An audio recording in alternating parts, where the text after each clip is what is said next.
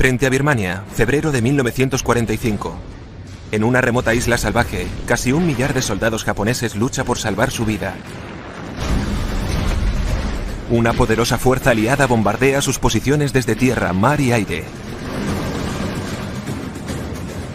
Los japoneses se encuentran arrinconados. Son minoría y están desarmados. Su única oportunidad de sobrevivir es escapar. Según la historia, en su intento por salvar sus vidas, los japoneses intentaron escapar y se sumergieron en un pantano infestado por cocodrilos gigantes. Hubo toda una carnicería. De los casi 1000 soldados solo sobrevivieron 20. ¿Qué ocurrió aquella noche en la isla de Ram Ri que dio lugar a una leyenda terrorífica de la Segunda Guerra Mundial? Una leyenda de hombres atrapados y desesperados que hicieron algo impensable y pagaron con sus vidas. Es una forma de morir insólita. ¿Pero tuvo lugar la masacre de los cocodrilos de la isla de Ram Ri en realidad? Ese es el tipo de historias que nos encantan. Queremos descubrir la verdad que se esconde tras algunos de los casos más extraños de la historia. Los misterios de la Segunda Guerra Mundial. Soy historiador e intento buscar pistas en los documentos del pasado.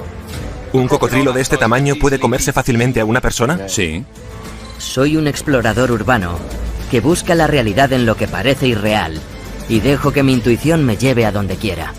¿Crees que pudo darse una situación como la de los lemmings cayendo por el precipicio? Todo será muy misterioso. A medida que nos adentremos en la historia de la mayor carnicería de todos los tiempos para esclarecer los hechos. Misterios de la Segunda Guerra Mundial, masacrados por cocodrilos. Cuando era niño, era muy fan del libro Guinness de los récords. Y uno de esos récords mundiales era tan horrible que no lo he podido olvidar. El récord del mayor número de seres humanos asesinados por cocodrilos. Tenemos un largo viaje por delante. Sí. Más de 900 soldados japoneses fueron devorados por cocodrilos en Ram Ri, también llamada Jambié, una isla situada en la costa oeste de Myanmar, la antigua Birmania, una noche a punto de acabar la Segunda Guerra Mundial.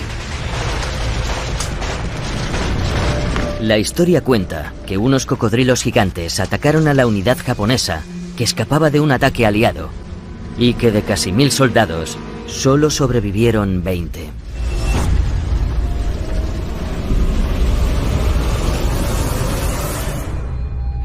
He llamado por teléfono al editor del libro Guinness de los récords y me ha dicho que ese récord sigue vigente.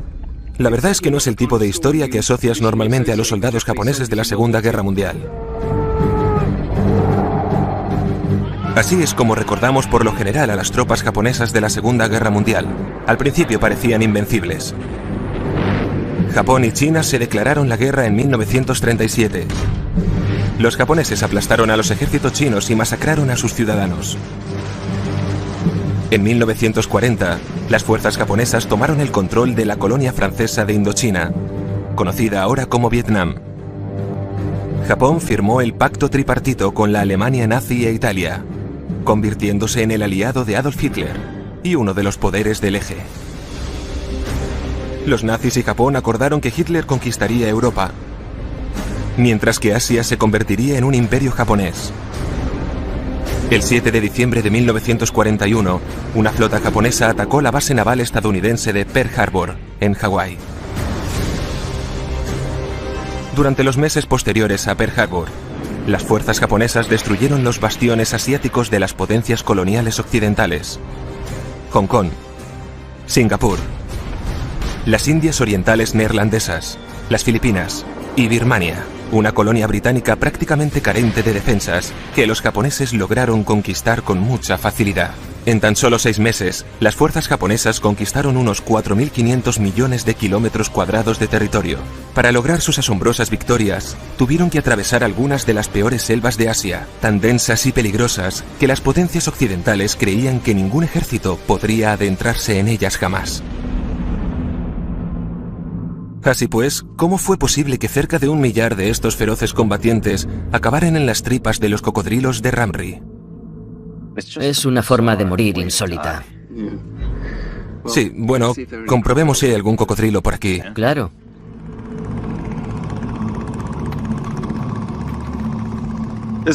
Ahí hay un pequeño canal. Deberíamos ir hacia allá. Apartarnos del río principal. ¿Eso de ahí es uno? RJ, mira, justo en ese borde de ahí. Me parece que es solo un tronco a la deriva. Déjame comprobar si veo algo bajo el agua.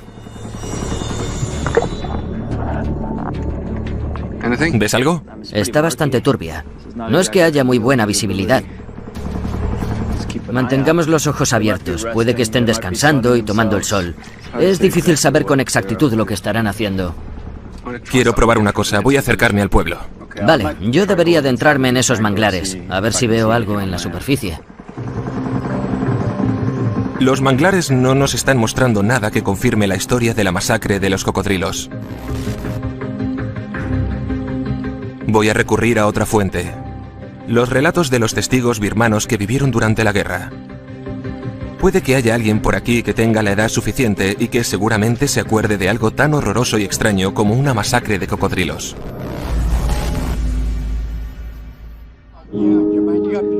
Ting-On y Sei eran más jóvenes cuando la Segunda Guerra Mundial llegó a la isla de Ramri. Los japoneses huían de los soldados británicos. Iban a cruzar el río. Nos fuimos al pueblo de Kiaung-Sau, al otro lado. Cuando escaparon, no sabíamos si habían muerto. Vimos las balsas de bambú que dejaron los japoneses. Parecía que las habían utilizado para cruzar el río. Estos hombres se acordaban de cómo los japoneses intentaron escapar, pero no estuvieron aquí para presenciar la masacre. Sin embargo, cuentan historias de cocodrilos de la zona, enormes, hambrientos y peligrosos. Sabemos de una persona que estaba lavándose las piernas desde su barca en el río y de repente un cocodrilo lo atacó, pero pudo agarrarse a un árbol. Así perdió la pierna, pero logró escapar.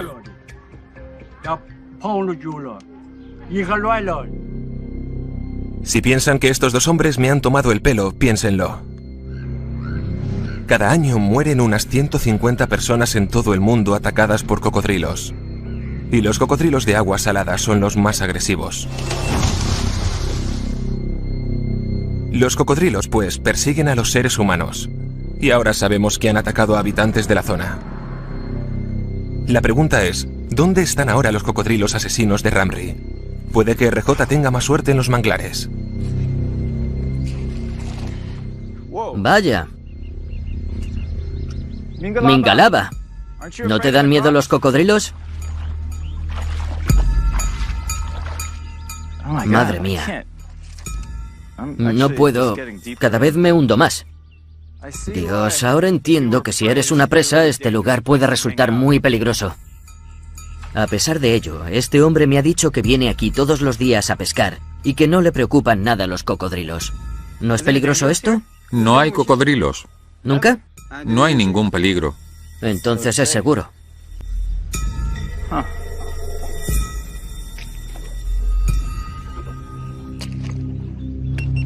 Estos manglares son muy traicioneros.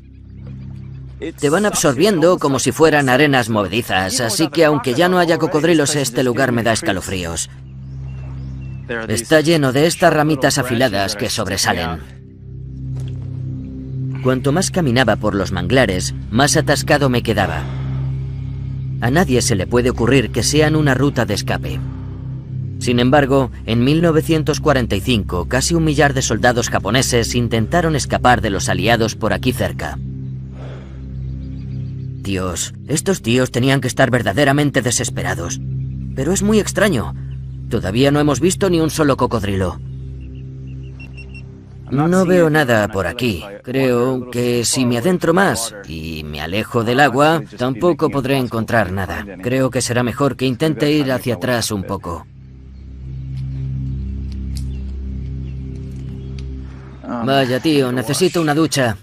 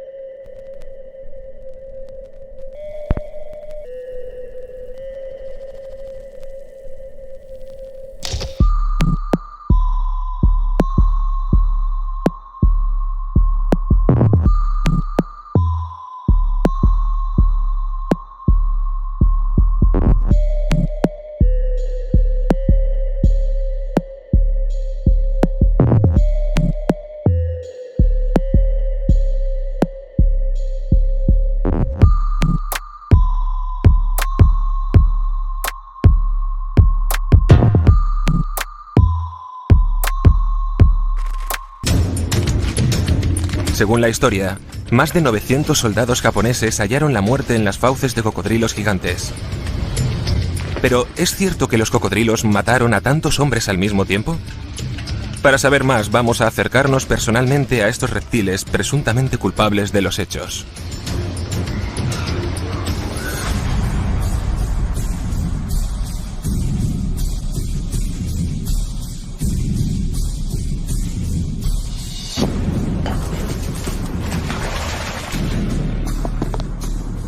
¿Qué edad tienen? 2 años. Al año suelen medir unos 300 centímetros. Esos miden lo mismo que nuestros brazos, o sea que ese tiene 3 años, ¿no? Probablemente cerca de 3 años.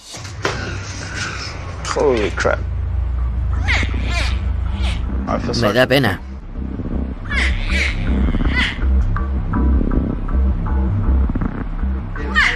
¿Lo cojo así?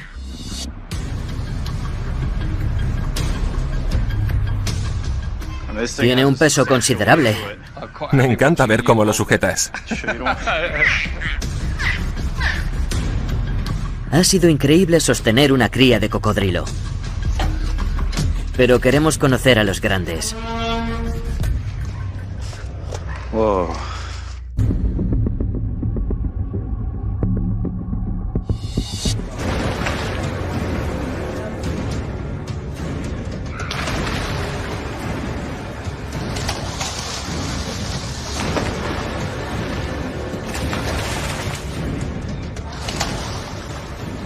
Estas son aguas literalmente infestadas por cocodrilos. ¿Cuánto miden los que hay aquí?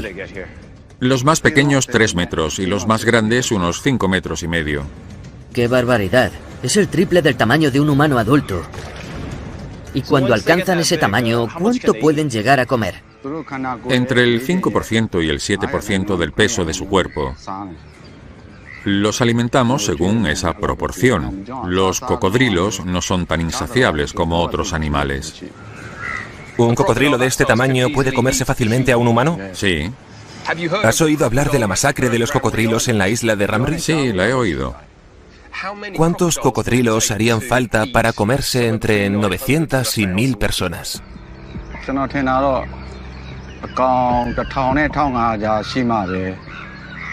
Probablemente entre 1000 y 1500 cocodrilos podrían comerse a 1000 personas. Si pensamos en que un cocodrilo puede comerse a una persona, para 900 o 1000 posiblemente se necesitarán más de 1500 cocodrilos, y de un tamaño superior a los 3 metros. Al menos es posible. ¿Pero cree que es posible que en la isla de Ramri hubiera tantos cocodrilos al mismo tiempo? Tan Taik no lo cree posible. Nos ha contado que los cocodrilos son territoriales por naturaleza. Un cocodrilo adulto necesita mucho espacio para moverse. Si cada cocodrilo hubiera devorado a un solo soldado japonés, es muy poco probable que hubiera el número suficiente de cocodrilos en el manglar para devorarse a más de 900 hombres. Estos chicos están claramente hambrientos, pero comen peces muy pequeños. No sé cómo podrían acabar con 900 o 1000 humanos adultos. No tiene sentido, ¿verdad? Se necesitan más de 1000 cocodrilos para comerse a tanta gente. Puede que las claves de lo que pasó realmente aquella noche en Ramri no se encuentren en el comportamiento de los cocodrilos. Probablemente residan en el comportamiento de los japoneses. ¿Cómo fue tener que combatir en la selva birmana? Hay un lugar al que siempre he querido ir. Está más hacia el norte y creo que podríamos encontrar alguna respuesta ahí. De acuerdo.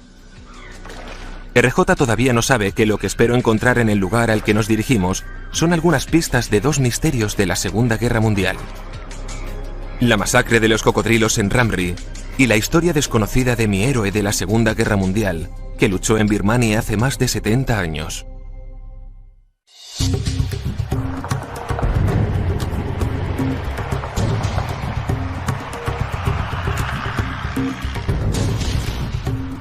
Estas son las montañas Chin, situadas en la frontera occidental con la India, y esta es la carretera Tidim, que conduce hasta la ciudad de Terium. Es obvio que ya no estamos en territorio de cocodrilos. Eso es porque no creo que los cocodrilos sean la única clave de lo que ocurrió en Ramri.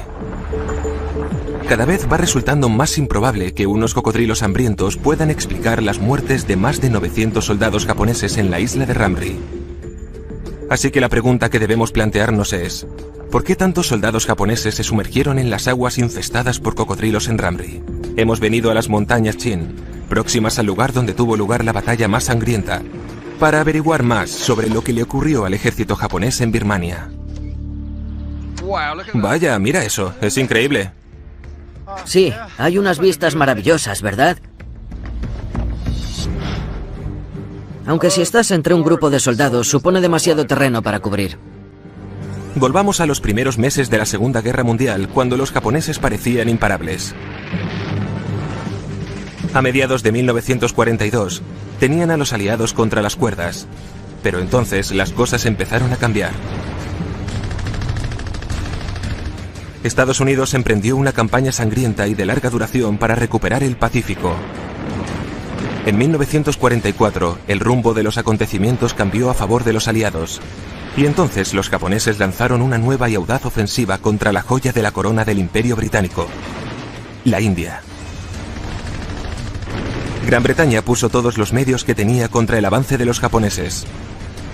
Los ejércitos se encontraron cerca de las montañas Chin, en la frontera entre la India y Birmania. Fue una de las batallas más sangrientas de la Segunda Guerra Mundial. Y de todos los campos de batalla, este lugar guarda un significado especial para mí. ¿Por qué has querido venir hasta aquí? Esta fue la guerra de mi abuelo. Mi abuelo se llamaba John Bruce Faulkner. En 1944 tenía 19 años y era teniente del Regimiento Real West Kent. Estuvo aquí. Fue uno de los 1000 soldados británicos destinados a detener a los japoneses. Es increíble, entonces vivió toda la acción. Sí, claro. Ganó la Cruz del Ejército por luchar en la selva. He estado pensando que para ayudarnos a comprender lo que pasó en Ramri, necesitamos ponernos en la piel de las personas que tuvieron que luchar en la selva. Aquí está. Hola, soy Sam. Robert, encantado.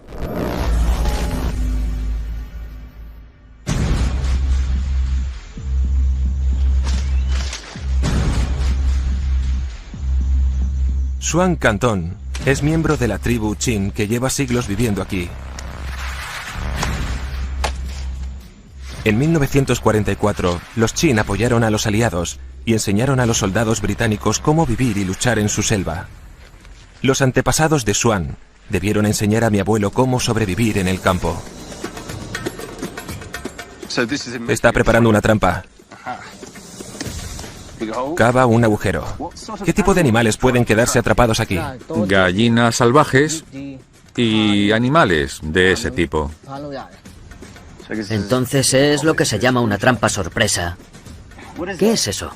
Es una valla que he cogido de una planta y la he colocado aquí. Esto se conoce como ingeniería de precisión. Sí, ¿verdad? Lo hace con mucho cuidado y delicadeza. Si yo fuera una gallina, iría a por esa valla. A ver si puedo cogerla sin quedar atrapado. No tienes posibilidades. A ver. Oye, la has cogido. Es impresionante. Ha funcionado. De todas formas, he cogido la valla. Será la última valla que te comerás. Las tribus de la montaña que apoyaron a los aliados no solo les ofrecieron ayuda. Al principio, algunos birmanos recibieron a los japoneses como los liberadores del colonialismo británico, pero los japoneses muy pronto se mostraron como crueles conquistadores, y muchos hombres de las tribus de las montañas se alzaron en armas para luchar junto a los aliados. Tendieron una emboscada a las patrullas japonesas, rescataron a los pilotos aliados y hasta construyeron una pista de aterrizaje. En esta selva eran los maestros de acechar a la presa y de escapar a la muerte.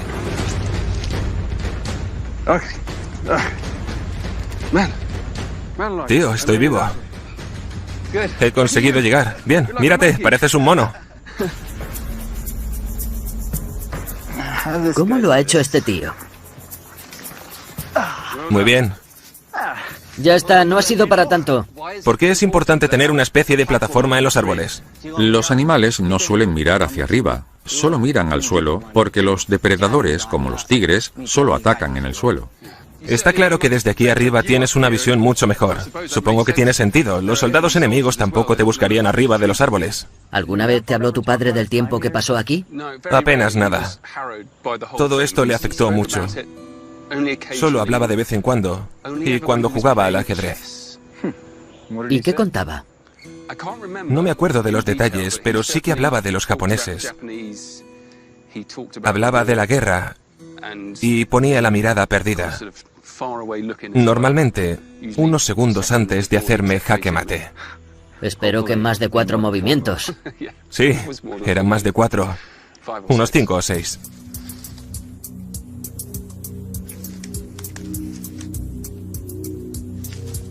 Nunca sabré lo cerca que he estado de donde mi abuelo luchó. Pero no hay duda de que en 1944 este lugar fue un campo de batalla. Estamos llegando al tanque. Es asombroso.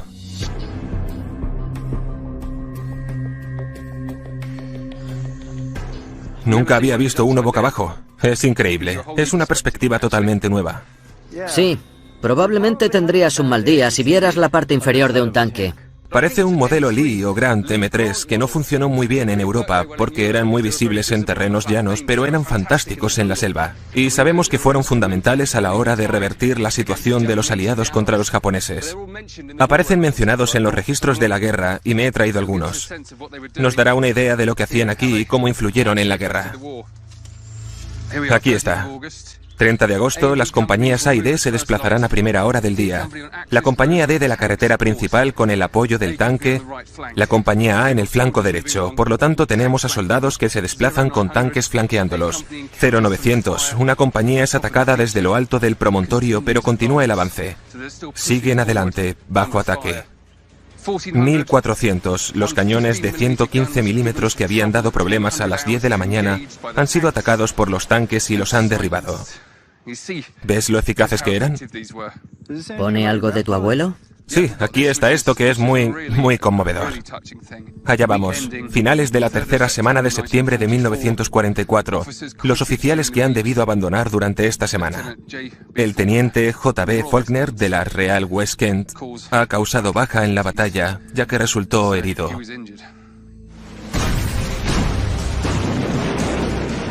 La batalla en estas montañas y en la llanura supuso un punto de inflexión en la campaña birmana. Los japoneses avanzaron mucho más allá de sus líneas de abastecimiento y las defensas británicas lo aprovecharon. Escasos de alimentos y equipamiento, los japoneses lucharon por sobrevivir en la selva. Empezaron a perder la guerra birmana. Pero ¿cómo trazamos una línea entre la batalla desesperada que tuvo lugar aquí y la masacre de la isla de Ramri? A medida que se cernía la derrota, ¿pudieron casi 1 millar de soldados japoneses elegir morir a garras de los cocodrilos en lugar de vivir el infierno de la selva? Según el libro Guinness de los récords, casi 1000 soldados japoneses fueron devorados por cocodrilos en un manglar birmano una noche próxima al final de la Segunda Guerra Mundial. Hasta ahora hemos averiguado lo siguiente. En primer lugar, habrían sido necesarios 1000 cocodrilos hambrientos para devorarse al instante a casi 1000 humanos. En segundo lugar, no hay modo de que pudiera haber tantos cocodrilos en el manglar de Ramri aquella noche. Si los cocodrilos no mataron a todos esos soldados japoneses, ¿pudieron haber muerto al intentar sobrevivir en la selva birmana? A principios de la Segunda Guerra Mundial se consideraba que los japoneses eran unos combatientes salvajes. Sin embargo, a medida que iban escaseando sus líneas de abastecimiento y tuvieron que sobrevivir con poca comida y agua, la vida en la selva se hizo más dura. En las montañas Chin, acabamos de comprobar esas condiciones tan duras. Y ahora voy a escuchar una entrevista con alguien que tuvo que soportarlas realmente. Un veterano japonés de la campaña birmana, cuyos recuerdos de la Segunda Guerra Mundial son una crónica infernal. El enemigo disparaba enormes cañones uno tras otro. Encima los aviones nos atacaban. Apenas nos atacaron los soldados. Fue simplemente insoportable. Luchar contra los aliados ya fue lo bastante duro, pero la selva se convirtió en otro adversario mortal. En Birmania, la estación lluviosa dura 6 meses y otros 6 la soleada. No pudimos secarnos. Las carreteras se convirtieron en ríos. No teníamos experiencia en las zonas montañosas y fuimos cayendo muy rápido. Los suministros no nos llegaban porque estábamos en la selva y la cordillera montañosa era rocosa. No había forma de que pudiésemos ganar. Después del tiempo que hemos pasado en las montañas Chin, ya entiendo a qué se refiere. Las grandes batallas de 1944 en las que los soldados japoneses perdieron el contacto con sus líneas de abastecimiento. Después de aquellas batallas, los otrora japoneses invencibles empezaron a desmoronarse bajo el ataque de los aliados. Durante el último año de la guerra, su vida en las selvas de Birmania se volvió cada vez más desesperante. Era enero de 1945. Estuvimos 8 meses huyendo hasta que acabó la guerra. Pasé tiempos muy duros. Estuve huyendo todo el tiempo. En 1945, la campaña birmana de Japón se convirtió en una retirada desesperada. 30.000 soldados japoneses fueron asesinados en la batalla. La malaria y otras enfermedades mataron o incapacitaron a 20.000 más. A veces todavía tengo sueños. La mayoría de la gente murió a causa de la malaria. Primero llegaban los buitres y se comían las entrañas.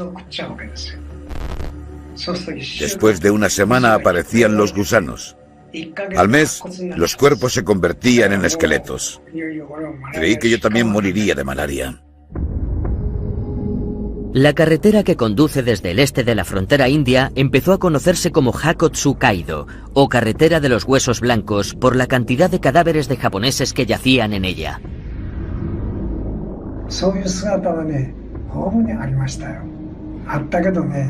Fue así en todas partes, pero creo que murió mucha más gente en la selva que en la carretera.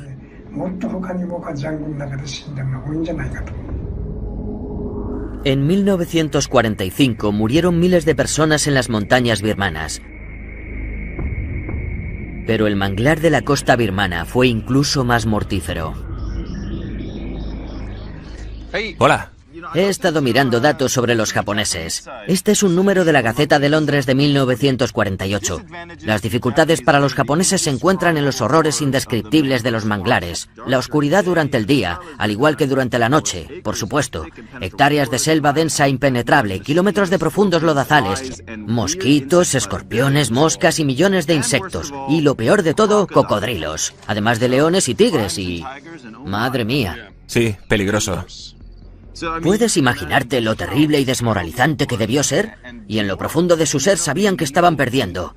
¿Crees que pudo darse una especie de situación como la de los lemmings cayendo por el precipicio? ¿Como un suicidio en masa? ¿Es factible? Bueno, la verdad es que para ellos la rendición era tabú. Los suicidios en masa por parte de los japoneses fueron muy comunes durante la Segunda Guerra Mundial, a sabiendas de que la rendición era un deshonor para ellos y su emperador. Los soldados japoneses se hacían explotar con granadas o se exponían deliberadamente a una lluvia de balas de los aliados. Durante la Segunda Guerra Mundial, por cada soldado aliado capturado, 3 morían en la batalla. Entre las fuerzas japonesas, la proporción era de 1 capturado y 120 muertos. Durante las batallas de Saipan y Okinawa, cientos de civiles japoneses prefirieron saltar y morir a tener que rendirse. Para los japoneses a veces la muerte era realmente la única opción. El desprecio de los japoneses por la rendición puede explicar por qué trataron a sus prisioneros aliados con una brutalidad tan tristemente célebre. Durante la Segunda Guerra Mundial, un soldado británico o estadounidense capturado por los alemanes solo tenía el 4% de posibilidades de morir en cautividad. Sin embargo, entre los japoneses que llegaron a los campos de prisioneros de guerra, el índice de mortandad era casi del 30%. Enfurecidos por la información acerca de la crueldad ejercida por los japoneses sobre los prisioneros de guerra, las tropas aliadas a menudo mataban a los soldados japoneses que intentaban rendirse. Se suponía que los japoneses que llegaron a los campos de prisioneros de guerra aliados no iban a cooperar. Mi abuelo lo pudo comprobar en los meses finales de la guerra, cuando se vio al cargo de unos 3000 prisioneros japoneses.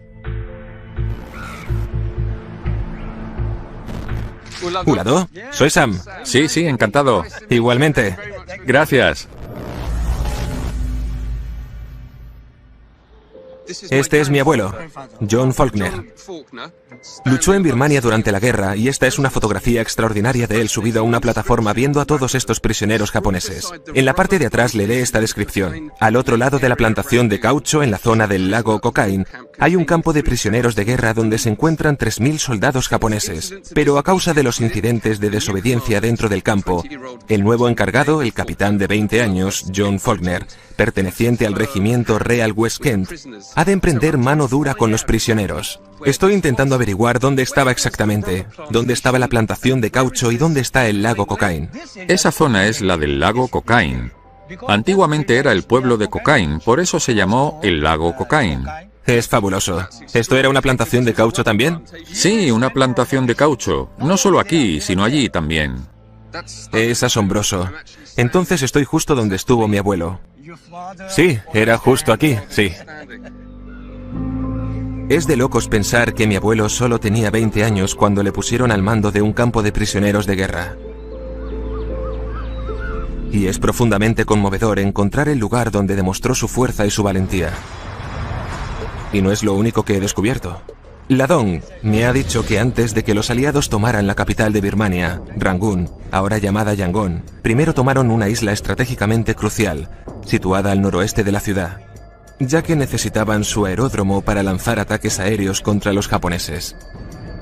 El nombre de esa isla era Ramri. A finales de enero de 1945, los británicos atacaron Ramri con una fuerza abrumadora. La guarnición japonesa de Ramri tuvo que hacer frente a la rendición o a la muerte. Este fue el ataque aliado que, según la leyenda, condujo a tantos japoneses desesperados a las fauces de los cocodrilos. O simplemente se quitaron la vida tal y como exigía su código de guerreros. O tal vez fue otra cosa la que mató a los japoneses atrapados en Ramri.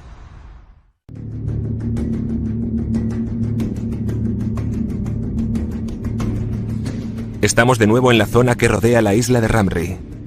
Nos han dicho que hay un veterano de la Segunda Guerra Mundial que todavía vive por aquí. Esperamos que pueda contarnos más sobre lo que ocurrió cuando las fuerzas británicas llegaron aquí en 1945. Hola. Hola.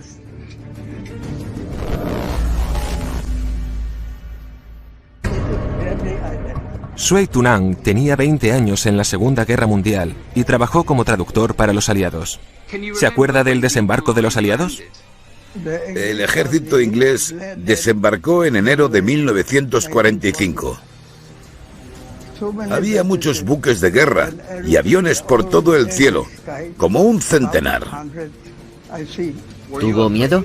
¿Miedo? Sí, me asusté y todos nos escondimos en nuestras casas. ¿Hubo alguna batalla? ¿Los japoneses defendieron la isla? Desembarcaron a eso de las 10 de la mañana y los soldados japoneses se retiraron. On 21st January, British units approached Rumri Island, 50 miles south of Akyab, for the second Burma landing within a month. Seizure of the island of Rumri gives the Allies a new base with potential airfields flanking South Burma. Los británicos destruyeron Ramri. Una poderosa flota de patrulleros, destructores y cañoneros la bombardearon mientras que decenas de bombarderos y cazas la atacaron desde el aire.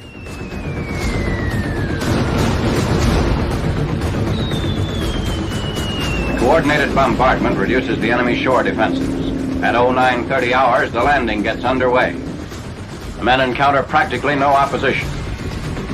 Los japoneses de Ramri no pudieron resistir el intenso ataque y se escondieron en cuevas y otros lugares de la isla.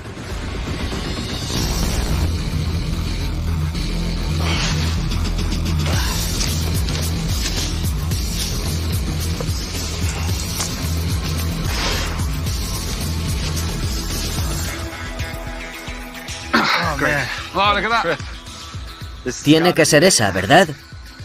Okay. Wow. Continúa un buen trecho. Se ve que es militar, no es solo una cueva natural. Mira ahí.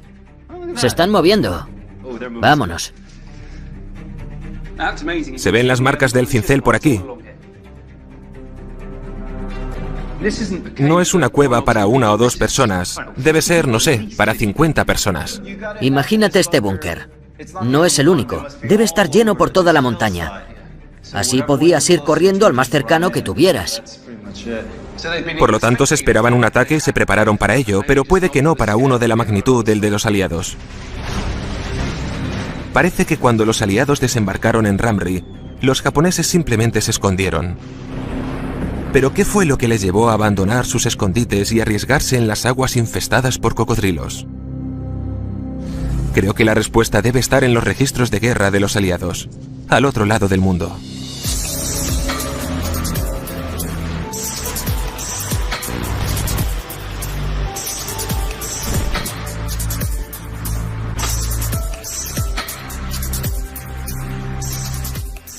Hola, RJ.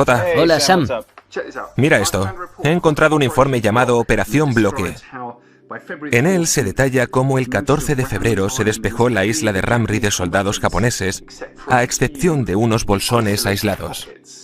Yo estoy mirando algo llamado el Senshi Shosho, y es más o menos el relato japonés oficial, si lo prefieres. Consta de más de 100 volúmenes, pero hay uno en concreto llamado La caída de la defensa birmana. Según los registros de guerra japoneses, los soldados atrapados en la isla de Ramree intentaron retirarse a la península. No les fue bien. Se utilizaron 4 buques militares y unos 100 navíos civiles durante la huida, pero fueron descubiertos y disparados, y después de eso la patrulla aliada se encontraba tan apelotonada que fue prácticamente imposible huir en barco. Así que las tropas japonesas varadas pasaron 5 días acampadas en el río Mingong, que visitamos, y después decidieron seguir a nado durante la noche del 18 de febrero. El 18 de febrero, bingo, la noche de la masacre de los cocodrilos. Aparece relatado en los informes oficiales de los aliados y los japoneses. Parece que estamos a punto de descubrir lo que ocurrió realmente aquella noche.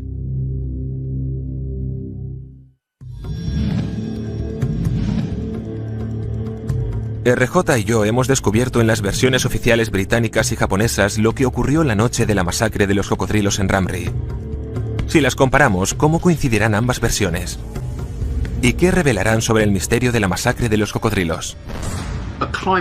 El punto álgido de las operaciones de bloqueo se alcanzó la noche del 18 de febrero, a las 2 de la mañana.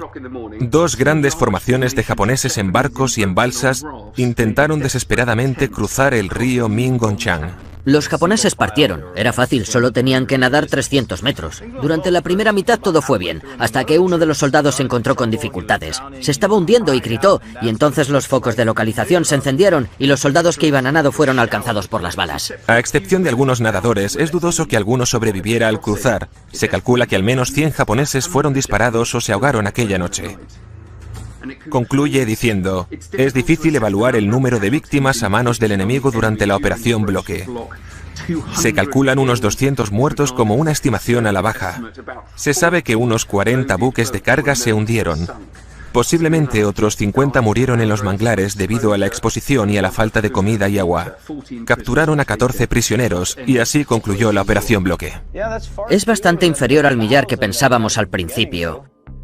Los registros de los japoneses dicen que más o menos 50 lograron cruzar el río y que los demás volvieron a Ramree, pero que al final 500 lograron llegar a la península. Los registros de guerra de los aliados y los japoneses dan distintas versiones de lo que ocurrió en Ramree, pero coinciden en 2 cosas. La primera es que muchos soldados japoneses murieron al escapar de Ramree la noche del 18 de febrero. La segunda es que a ninguno de ellos lo mataron los cocodrilos. Según los aliados, los cocodrilos aparecieron a la mañana siguiente para darse un banquete con los muertos. El día siguiente muestra un aspecto más sombrío. Para añadir más horror al escenario, los cocodrilos, que prácticamente no habían hecho aparición, según los informes, fueron llegando cada vez en mayor número a los bancos del río Chong. Por lo tanto, se menciona a los cocodrilos, pero solo después. Ambas versiones parecen coincidir en que no hubo ninguna masacre de cocodrilos. Entonces, ¿de dónde viene la versión que hemos estado investigando? He tenido una corazonada de dónde empezó todo esto. Creo que es hora de ir a visitar a la gente que ha perpetuado esta leyenda y dejar las cosas claras. El libro Guinness de los récords ha reivindicado la masacre de cocodrilos de Ramree como la peor matanza de cocodrilos de la historia. Sé que suena a herejía decirlo, pero como resultado de nuestras investigaciones en Birmania, creemos que el libro Guinness está equivocado. He venido aquí para reunirme con el editor jefe, Craig Landay. Hola, soy Sam.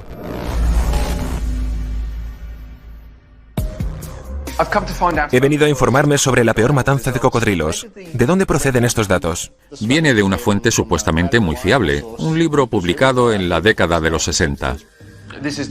Esta es solo una parte de una selección de pruebas más extensa que encontramos que demuestra que esa versión es errónea. Sabemos que sobrevivieron muchos más al ataque. Los registros del ejército son interesantes porque obviamente no los teníamos en aquella época, así que aceptamos los registros tal cual sin saber quizás toda la historia. Gracias por informarme. Es fascinante comprobar lo que nunca habíamos visto. Sospecho que tendremos que hacer algún cambio en nuestra próxima edición.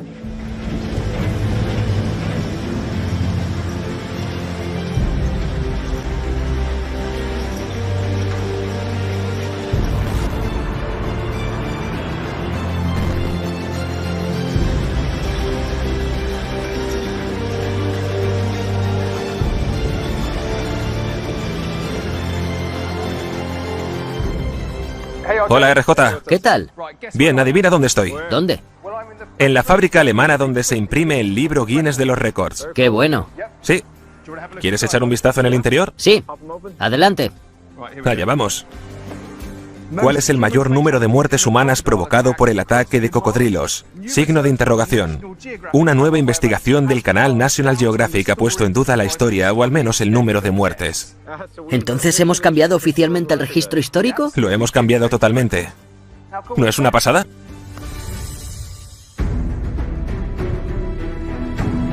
Ahora sabemos bien lo que condujo a la leyenda de la masacre de los cocodrilos.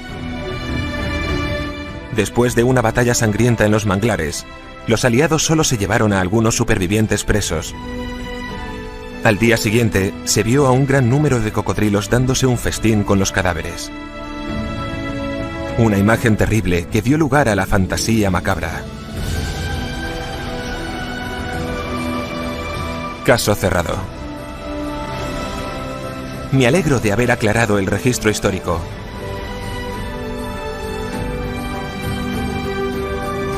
Cuando sacamos a la luz mitos y contamos la verdad sobre la Segunda Guerra Mundial, rendimos un homenaje a la generación de mi abuelo, una generación que luchó duramente y que tanto sufrió en algunos de los lugares más peligrosos de la Tierra.